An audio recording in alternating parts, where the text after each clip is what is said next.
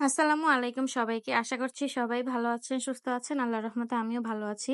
তো আজকে হঠাৎ করে অনেকদিন পর পুডিং বানানোর ট্রাই করলাম। পুডিংটা বানাতে গিয়ে তো অনেক টেনশনে ছিলাম। কারণ এর আগে বানিয়েছিলাম তো। বেশিরভাগ টাইমই আমি ফেইলড করছি। কারণ পুডিংটা যখনই বাটিতে ঢালতে গেছি তখনই না আলু ভর্তা হয়ে গেছে একদম। মানে তখন তো একদম মনটাই ভেঙে যায়। কারণ এত কষ্ট করে পুডিংটা বানানোর পর যখনই নাকি এটার আসল সৌন্দর্যটাই থাকে না, মানে খাওয়ার মতো থাকলেও যখন বাটিতে ঢালি তখন একদম মানে আলু ভর্তা হয়ে যায়। তো এইটার সময়েও আমি একটু ভয়েও ছিলাম আর এক্সাইটেড ও ছিলাম যে এটা ঢাললে কেমন হয় দেখা যায়। হইছি মাইমুনা, আমি সাকসেস ফাইনালি। অবশেষে আমার পুডিংটা জীবিত আছে। আমি তো ভাবছিলাম একদম ফিনিশ হয়ে যাবে। কারণ এটা ঢালতে গেলেই পুরাটা নষ্ট হয়ে যায়। তাছাড়া কিন্তু সব দিক দিয়ে খেতেও খুব মজা হয়। সবকিছুই ঠিক থাকে, সবকিছুই পারফেক্ট থাকে। শুধু ঢালতে গেলেই পুরা নষ্ট হয়ে যায়। আমি মোটেও আশা করি নাই যে এটা এত সুন্দরভাবে পারফেক্টলি হবে। আমি তো ভাবছি একটু হইলেও নষ্ট হবে। এইটার চেহারা দেখেই তো আমি খুশিতে চিৎকার করে ফেলছিলাম। আর আমার বাসার সব পোলাপান খুশিতে লাফালাফি শুরু করে দিছে। দেখেই মন ভরে যাচ্ছিল। মনে হচ্ছিল যে খাবো না, এভাবেই রেখে দেই। কিন্তু এটা তো আর রেখে দেওয়া যাবে না। এটা আমাদের পেটে যাওয়ার জন্যই অপেক্ষা করতেছে। তো খাবার আবার আমার দিকে বেশিক্ষণ তাকিয়ে থাকতে পারে না। খাবার দেখলেই আমার মায়া লাগে। তো এদিকে আবার কিছু পাস্তা ছিল বাসায়। তাও গুঁড়া, গুঁড়া হয়ে গেছে। তো ওইগুলাই কিভাবে খাওয়া যায় সেটাই আরকি রেসিপি তৈরি করতেছিলাম নিজের মতো করে।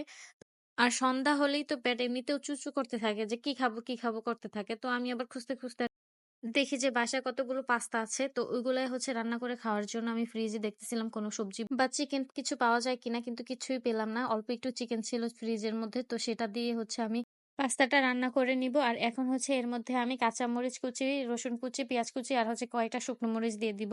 আর চিকেনটাকে আমি হালকা করে একটু ভেজে নিয়েছিলাম। আর এর মধ্যে ওইগুলোও দিয়ে দিলাম, একসাথেই ভেজে নিব। আর আমি চিকেন ছাড়া আর কিছুই পাচ্ছিলাম না এই পাস্তাটা রান্না করে খাওয়ার জন্য। আর বিকেল বেলা তো এমনিতেও ক্ষুধা লেগে যায়, কিন্তু কি আর করার, এখন তো আমাকে এটা রান্না করে খেতেই হবে কারণ আমার অনেক ক্ষুধা লাগছে। আর এখন আমি এর মধ্যে একটু সয়া সস দিয়ে দিব, যেহেতু এই পাস্তার মধ্যে এখন কিছুই পড়তেছে না। আবার রান্না করতে এসে দেখি যে ডিমও নাই। তো ডিম ছাড়াই আজকে পাস্তা রান্না করে খাই, দেখি কেমন লাগে। মানে আপনারাও এটা শিখে নেন ডিম ছাড়া কিভাবে খেতে হয়। মানে খারাপ কিন্তু লাগেনি, খাইছি খুব মজা করে। যেহেতু ক্ষুধাও লাগছিল তাই হয়তো বা বেশি মজা লাগতেছিল। এখন এটা আরো একটু টেস্ট করার জন্য এখন আমি এর মধ্যে ম্যাগি মসলা দিয়ে দিচ্ছি। যেহেতু পাস্তা ওইগুলা খোলা নুডলস ছিল, তো এর মধ্যে কোনো মসলা দেওয়া ছিল না এক্সট্রা। তো আমি আবার ম্যাগি মসলা ছিল বাসায়, তো ওইটাই ২টা দিয়ে দিব যেন একটু বেশি মজা হয়। কোনো কিছু খেতে গেলে না আমার মনে হয় যে এত অল্প খেয়ে আমার পেট ভরবে না। মানে আমার পেট ভরে কিন্তু চোখ ভরে না, এই আমার অবস্থা। তবে রান্না করার পর সবাই মিলে অনেক মজা করেই খাইছি। পাস্তাটা যে আমি ডিম ছাড়াই রান্না করেছি তাও কিন্তু এটা খেতে অনেক মজাই হইছে। আর সবাই খেয়েও বলতেছিল যে এটা অনেক টেস্ট হয়েছে। তো আসলে এটা অনেক মজা হয়েছিল। যদি এর মধ্যে বারবিকিউ সস বা চিলি সস দেওয়া যেত তাহলে কিন্তু এটা আরো বেশি টেস্ট লাগতো। তবে টমেটো সস দেওয়াতেও কিন্তু খেতে অনেক ভালোই লাগতেছিল।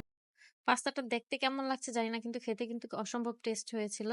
আর রাতের বেলা আবারও কেন যেন ক্র্যাভিংস হচ্ছিল যে কিছু একটা খাই। তো তখন মিটবল ছিল কিছু ফ্রিজ থেকে নামিয়ে, আর তখনই ভেজে রাতের বেলা এগুলো খেয়েছিলাম। আর অনেকবার আমি চেষ্টা করেছিলাম বাসায় এই মিটবলটা বানানোর জন্য, কিন্তু কেন যেন হয় না। মানে আমারটা একদমই বাসায় হতে চায় না। তো এই জন্য প্যাকেটটা কিনে রেখে দিই। হঠাৎ করে আবার হরলিক্সটা দেখে আমার অনেক চা খেতে ইচ্ছে করছিল। আর হরলিক্স দিয়ে চা বানিয়ে খেলে কিন্তু একটা অসম্ভব টেস্ট লাগে, মানে একটা আলাদা ডিফারেন্ট একটা টেস্ট লাগে আমার কাছে। তো এটা একটু মাঝে মাঝে ট্রাই করে দেখবেন, আমার কাছে তো অনেক ভালো লাগে। আর হরলিক্স দিয়ে চা খেলে একটু ওই যে বাহিরে যখন আমরা নাকি কোনো রেস্তোরাঁয় চা খাই, আমার কাছে ওই ধরনের একটা ফ্লেভার আসে আর কি। তো এই ১ কাপ চা খেতে, খেতেই আমি আমার ভিডিওটা এডিট করব। আর দেন আপনাদের সাথে শেয়ার করব। তো যদি ভিডিওটি ভালো লেগে থাকে অবশ্যই একটি লাইক, কমেন্ট, শেয়ার করে দিবেন। আর অবশ্যই আমার পেজটিতে একটি ফলো করে দিয়েন।